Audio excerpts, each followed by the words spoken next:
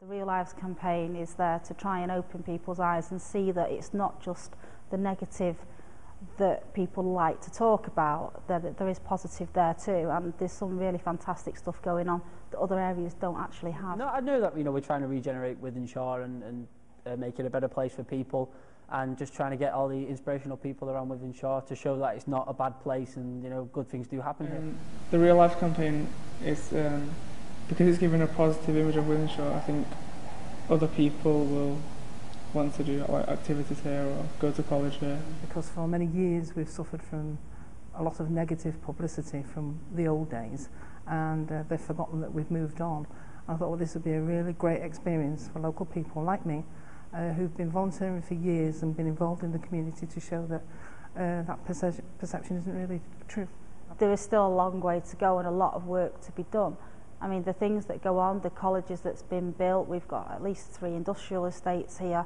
There's the airport, there's Wythenshawe Park. The amount of really amazing stuff that's here is not actually getting through to people, and we need to let people know outside the area that these things do exist.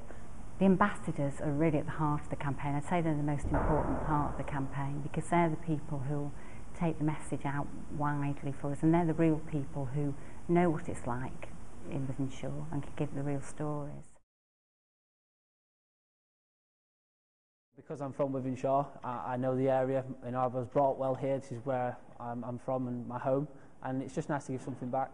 I actually came from the Wythenshawe estate many years ago, and I was telling somebody about this, and they said, oh, you'd be absolutely ideal for our campaign, our Real Lives campaign, and explained to me what it was all about, and it sounded just absolutely brilliant. I mean, certainly when I lived here there was nothing like this, and the notion that there are people who live here or work here or who have an affinity to Wythenshawe could actually be ambassadors for it to tell everybody how brilliant it is just really struck a chord for me. So I was delighted and really honoured when they asked me to be an ambassador. Everybody's welcome to apply to be an ambassador from wherever you live, work, whatever you do, whatever age. Yeah, I think everyone should get involved because it's the local area. Everyone wants the area to prosper and to get better.